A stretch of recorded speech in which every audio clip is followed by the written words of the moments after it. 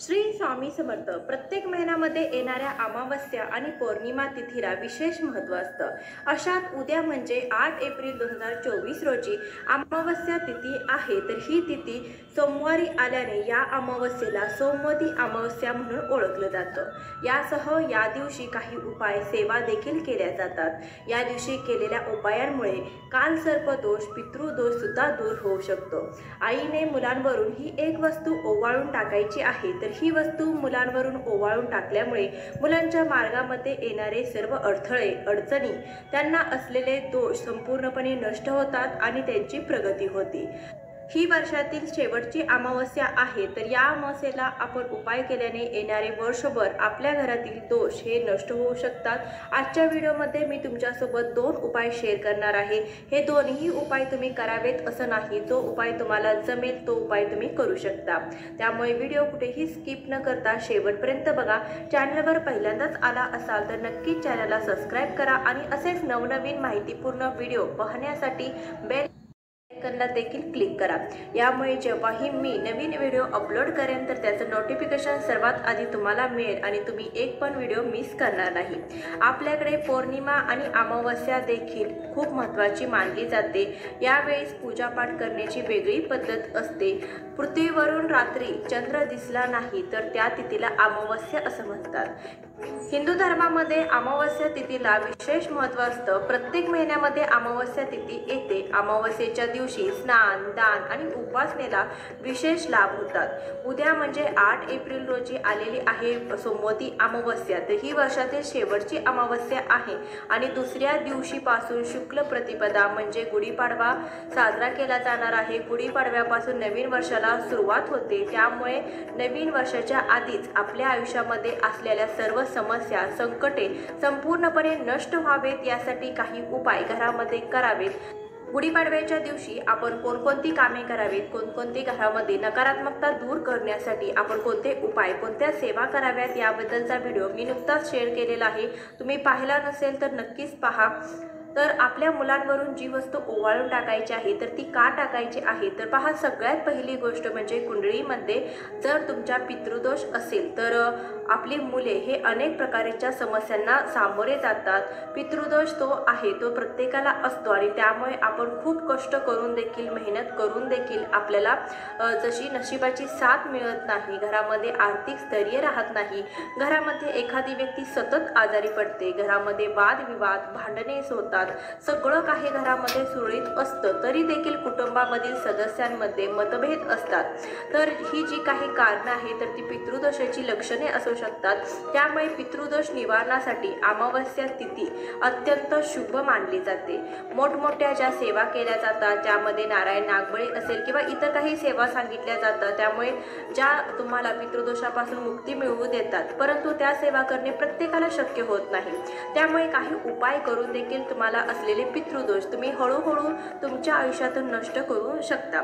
तर तुम्ही हळूहळू तुमच्या आयुष्यातून हे नष्ट करायचे आहेत पितृदोष. तर बघा, मुलं जर घरामध्ये ऐकत नसतील, हट्टीपणा करत असतील किंवा मुलांच्या अभ्यासामध्ये लक्ष लागत नसेल, त्यांना कुठे ना कुठेतरी काही दोष आहेत, मग त्यांना झालेले दोष नजरदोष असतील किंवा त्यांना असलेले पितृदोष सुद्धा असू शकतात किंवा तुमच्या घरामध्ये काही वास्तुदोष आहेत, त्यामुळे सुद्धा मुलं असं वागायला लागतात. त्यांचाही काही दोष किंवा नकारात्मकता मुलांच्या भोवती आहे ती संपूर्णपणे नष्ट करण्यासाठी हा प्रभावी उपाय आपल्याला करायचा आहे. तर बघा, संध्याकाळी दिवे लागण्याच्या वेळेस आपल्याला हा उपाय करायचा आहे. त्यासाठी आपल्याला सगळ्यात आधी तर देवघरासमोरील दिवा प्रज्वलित करायचा आहे, धूप वगैरे लावून घ्यायचा आहे, तुळशीसमोर दिवा आपल्याला प्रज्वलित करायचा आहे. कोणतीही सेवा करत असताना ते अग्नीच्या साक्षीने करावी म्हणून दिवा वगैरे आपल्याला लावून घ्यायचा आहे. त्यानंतर हा जो उपाय आपल्याला करायचा आहे तो संध्याकाळी दिवे लागणीपासून ते रात्री 11 पर्यंत करता येणार आहे. बघा, बरेच जणांची जी काही मुले आहेत ती बाहेर क्लासला जातात, ट्युशनला जातात.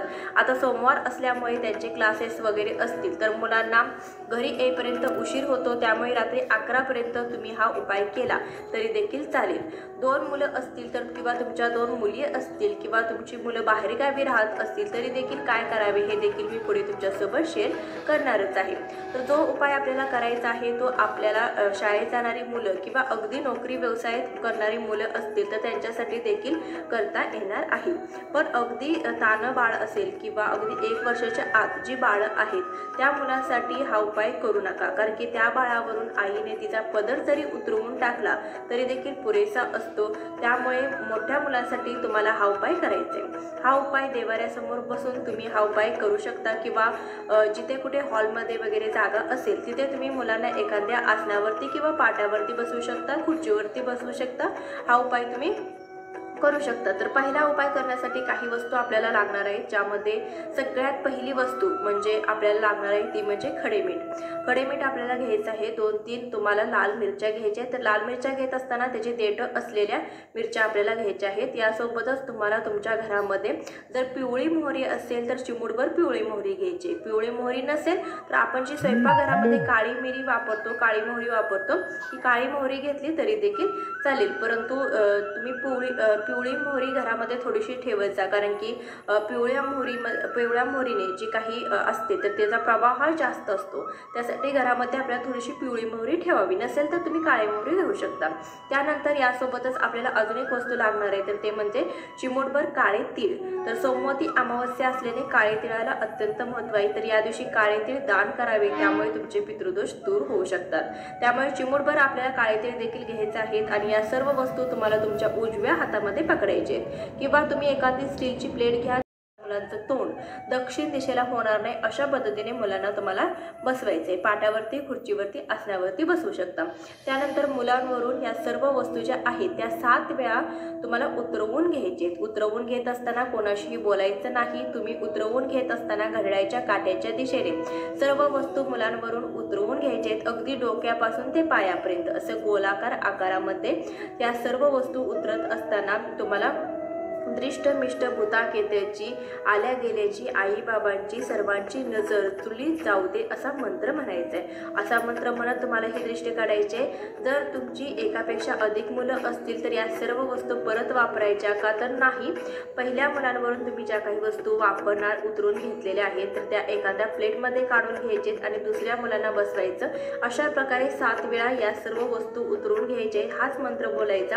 त्यानंतर ह्या सर्व वस्तू ज्या आहेत त्या तुम्हाला एक छोटंसं भांडं घ्यायचं, त्यामध्ये तुम्ही गाईच्या गोवऱ्या असतील तर त्या घेऊ शकता किंवा त्यावरती भीमसेनी कापराच्या वड्या देखील ठेवू शकता। गाईच्या गोवऱ्या नसतील तर भीमसेनी कापराच्या वड्या किंवा साध्या कापराच्या वड्या प्रज्वलित करा। त्यावरती तुम्ही थोडंसं तूप असेल तर तूप देखील टाकू शकता। तुपामुळे या ज्या वड्या आहेत त्या जास्त वेळ चालू राहतात। तर त्यावरती तुम्हाला ह्या सर्व वस्तू टाकायच्या आहेत। तर बघा, घराची बाल्कनी असेल तर किंवा बाल्कनीमध्ये तुम्ही हा उपाय करू शकता, त्यामुळे जो धूर आहे तर तो धूर देखील बाहेर निघून जाईल। अगदी जागा नसेल तर स्वयंपाकघरामध्ये देखील हा उपाय केला तरी देखील चालेल। जी काही राख यामुळे तयार होणार आहे तर ती तुम्हाला एखाद्या झाडाच्या खोडाला टाकून द्यायची आहे। अशा प्रकारे हा उपाय करायचा आहे। अतिशय प्रभावी उपाय किंवा तोडगा तुम्ही म्हणू शकता, अतिशय प्रभावशाली आहे। प्रत्येक अमावस्या तिथीला करून बघा, तुम्हाला तुमच्या घरामध्ये फरक जाणवेल। पण ही सोमवती अमावस्या आल्याने या अमावस्येला तुम्ही हा उपाय केला तर याचे खूप सारे तुमच्या घरामध्ये परिणाम तुम्हाला जाणवू शकतात। तर यानंतर आपल्याला उपाय करायचा तो म्हणजे नारळाचा उतारा। तुम्ही तुमच्या घरावरून सुद्धा करू शकता। आजारी व्यक्ती असेल तर त्या आजारी व्यक्तीचं आजारपण दूर व्हावं यासाठी देखील हा उतारा तुम्ही करू शकता किंवा तुम्ही तुमच्या घरावरून तुमच्या व्यवसायाच्या ठिकाणावरून देखील तुम्ही हा नारळाचा उतारा करू शकता। तर या उपायासाठी तुम्हाला एक नारळ आणायचा आहे। एकच नारळ सगळ्यावरून उतरायचं नाही, तर तुम्ही घरावरून उतरून टाकत असाल तर नारळ वेगळं लागणार आहे। आजारी व्यक्तीसाठी किंवा तुमच्या मुलांवरून उतरून टाकायचं असेल तर त्यासाठी वेगळं नारळ लागणार आहे। हा उपाय आपल्याला सायंकाळी दिवे लागणीला करायचा आहे। तर हा उपाय आपल्याला देवघरासमोर बसून करायचा आहे, देवाकडे तोंड करून आपल्याला हा उपाय करायचा आहे। त्यासाठी तुम्हाला शेंदूर देखील लागणार आहे। तर कोरडा शेंदूर घ्यायचा आहे, शेंदूर ओला करून घ्यायचं नाही। तर त्या शेंदुराने तुम्हाला नारळावरती त्रिशूळ काढायचे। त्रिशूळ काढल्यानंतर तो नारळ तुम्ही उचलायचा आहे आणि आपल्या मुलांवरून हा नारळ जो आहे तो 7 वेळा उतरवून घ्यायचे। 7 वेळा 11 वेळा उतरवून घेत असताना श्री स्वामी समर्थ जप करायचा आहे। मुलांच्या डोक्यापासून पायापर्यंत गोलाकार आकारामध्ये हा नारळाचा उतारा करत असताना कोणाशी बोलायचं नाही। त्यानंतर हे नारळ तुम्ही बाहेर जायचं आहे आणि एखाद्या डस्टबिनमध्ये टाकून द्यायचं आहे किंवा आपण अशा ठिकाणी टाका जिथून ते नारळ कोणाच्या पायाकडून ओलांडलं जाणार नाही। आणि आपल्या उपायामुळे इतरांना इजा होणार नाही।